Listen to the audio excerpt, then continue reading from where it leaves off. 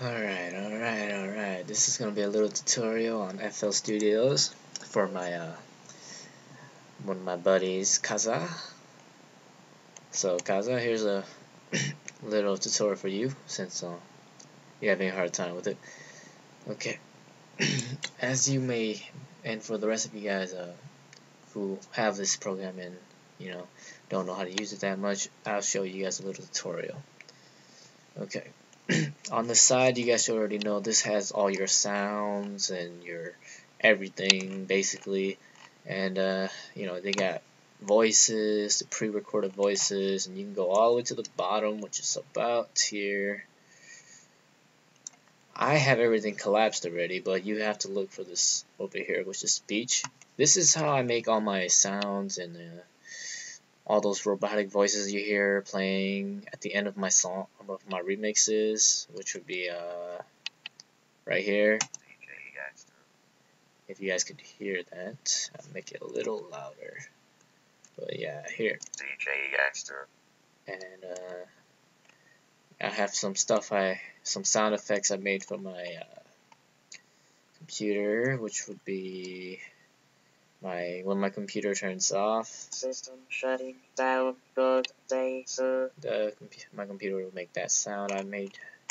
And these are a lot of also pre-recorded, not pre-recorded, but pre-made robotic sounds that you can use for remixes you make, or just beats, and you just want this to like randomly come up, something like this. Yeah, they're not the best. Yeah, if you can hear it, yeah, they're not the best. Yeah, Funky music. That's not bad. And then yeah, you can't even understand it sometimes. Goodbye, sober day. And yeah, that's not bad. Not. I don't know. It's not the greatest. Come on, DJ. Yeah, that I've used once, but I changed it up. But anyways, moving on.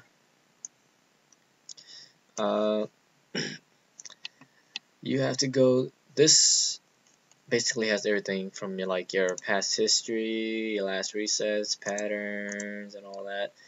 How it would look normally: closed, open, or you can go like this: expand all, collapse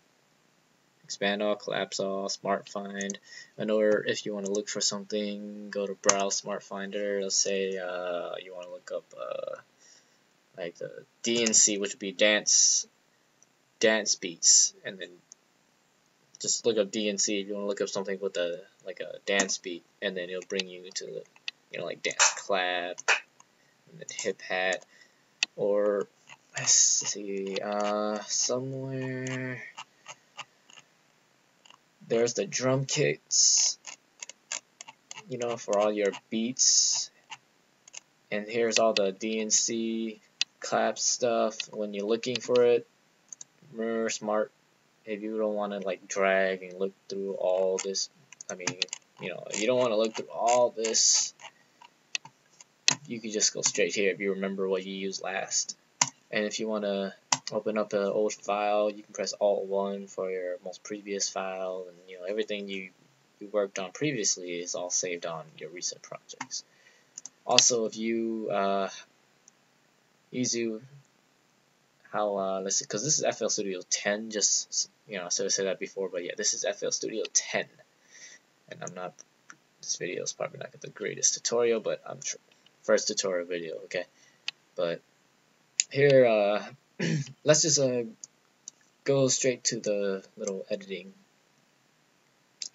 Here's a kick, and then you got clap, and you got your hats and your snare. These are the generics that it gives you when you start the program. And here's your mixer. You can let's say you want to add some effects to your kick, right? And you click these right here. These things I'm clicking on, you see how they light up? These are the patterns you use. This is the pattern that is going in. See, watch. And this is your tempo. Slow it down. Let's bring it down to 80. Slower. You can slow it down while it's playing too. or you can speed it up.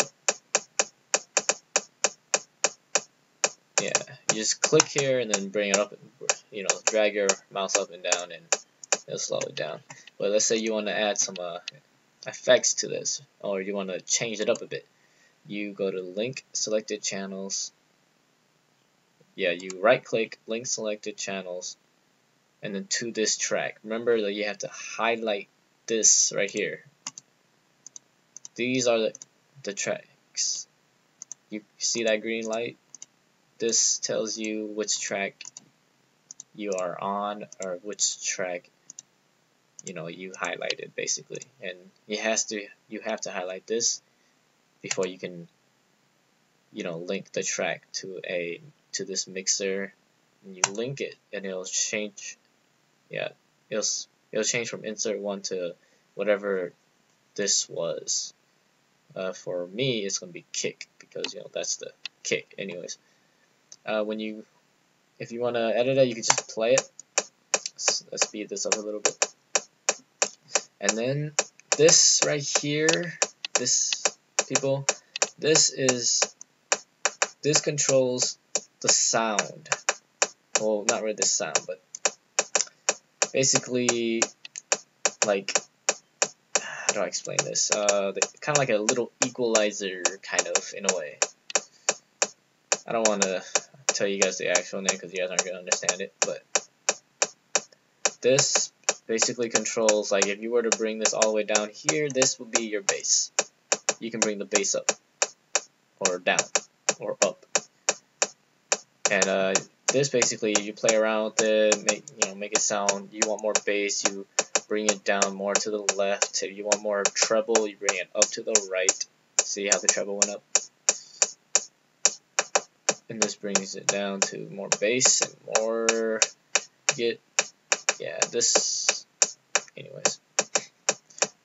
This will be like if you want to add, like, change it up a bit, put more bass or put more treble. Your equalizer. Basically, overall, it's your equalizer. And let's say you want to do, like, you can also put recordings in here. Like, let's say you're recording this. You go to here. These are your effects. You insert. You can have a max. I think 8 effects max. But let's say you want to add something to it, like a bass boost. Then oh crap, something wrong with my sound. Hold on. Anyways, okay. Yeah.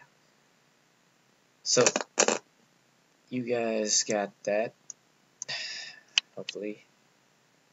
And this is your playlist. Everything you do here, you put on your playlist. So it's like your timeline for those of you who make videos. This is like your timeline. When you first click on it, it doesn't have anything, like, it doesn't have a pattern yet. This is your pattern. This is your timeline. You add this, boom, timeline or whatever, your playlist is on here. If you want to play how your playlist sound, you go to up here, pattern, song will go to your playlist, and every pattern you work on, you put on your playlist. So anyways, something's wrong with my sound right now. So yeah, but playlist, pattern goes to playlist. So let's say one pattern is your beat, add another pattern, and name it whatever, song. And this will bring you to a whole nother pattern. These, you can click on here, right here, to see all your patterns. Pattern 1, it had the kicks and then song, and then you can just add stuff. And let's say you don't like that, and you want to add like a kick. You drag this in there. Then changes the sound up a bit. Yeah. And let's say you don't like that clap, you can like go to here, drag, and replace it. Or you can right click, and this, I'll tell you guys this later, but you can replace it or you can insert things like this gives you extra sounds, you know, like other effects, or gives you more things to play with, basically. Like, let's say you don't like the stock piano that it has over here. You can go to here, go to FL keys, and then you can play these keys on your keyboard, like, you know, Q, W, E, R, T, and all that stuff. This, and yeah. And then you got your black keys, would be the numbers. Yeah. You can change it from like a broken piano, compressed piano, which, you know, it tells you right here, and then the concert piano, dance piano, dark piano, and then so on and so forth. And let's say, oh, you don't like that. Well, if you want to change it, you can just replace it again, and, you know, let's say you want to put a Slayer, a guitar. You know, same thing. You play the guitar with your keyboard, Q, all the letters on your keyboard, which would be basically any of them, really. Q, W, E, R, and then a few of the numbers play different sharps and, you know, flats and all that. And if you don't want to do that, you can do it manually. Go to piano roll, just right click piano roll, and then boom, this pops up. This is basically the pattern. Let's just, you know, put some stuff around, and then when you click on up here, go to pattern, you want to listen to how it sounds like. You know, it turns it into a MIDI. MIDI, I don't want to really get into the whole what does MIDI stand for. Overall, this creates what people would call MIDI. So yeah, basically you can manually do this. Just, you know, if you don't want to play it, then you could just click individually, and then just play, see how it sounds like. Don't like it, then you can always delete it. And how you would delete it would be just right clicking, right, hover your mouse over it, right click, and then you can always, you know, right. And if you don't like it, you can just hold right click too and just erase everything. And then same thing for here. If you want to erase something on here, right click, left click if you want to put it back, right click if you don't want it there. You can zoom in and out if you hold control and use the scroller. You know, you want to zoom in and out of this playlist, or if you want to zoom in and out of this, it's the same thing. Just go, you know, use the hold control and then use the scroller. So let's bring up the cover I was working on. Yeah, so every time you switch something, it'll ask you if you want to save. Also, if you want to save, you know, obviously file save. But yeah, on here, the whole zooming, I'll show you guys what the zooming will do. Let's say you're editing, like you're recording and you want to edit the vocal file. Let's say you messed up on a part, you can just cut it. And let's say you want to cut it, but you don't know where to cut it because it's, you know, so small. You don't know where to cut. So you just zoom in, you know, spreads it out. What it does is it will spread out the audio file, and then you can see every little detail in the audio file. You can double click on the, by the way, you can double click on the windows to make them bigger. As you can see every little line on the audio file. Then you can just zoom back out when you're done cutting. Also, all your tools up here are like, you know, all your editing tools are up here. So you got this if you just want to, this is basically, you know, delete, and then this is paint. The difference, okay, paint, there are two things, paint and draw, they both do similar things. Paint, the difference with paint is that with paint, when you click,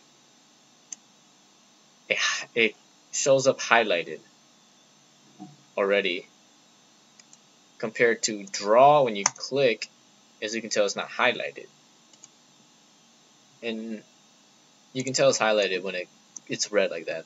This is your highlighter, or your select, or whatever. And paint, that's really the only difference, is that when you have paint on, it highlights. When you put patterns on your playlist. And sorry the video's getting a little long. I didn't think it'll get all that long. Hope you guys are still watching. But you can also drag audio files like MP3 files into your playlist. If let's say you want to make a cover, you don't want to make that song, so you can just go download the MP3 file, or if you already have it, an instrumental file, and just drag it straight into the playlist, and it'll come up as an audio file, and a wave audio file like this. So this is how, you know, as you guys, I'll play a little bit. And that's my horrible singing, if you guys can hear it. Yeah, I'm still working on it.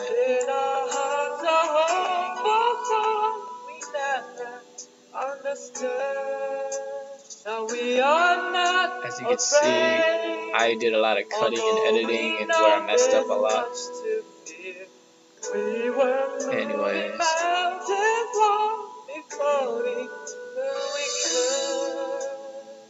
Anyways. Yeah, my horrible singing excuse that I'm still working on this cover. But yeah, and this, you know, I got my reverb on there. Also, on this mixer, you see these mics?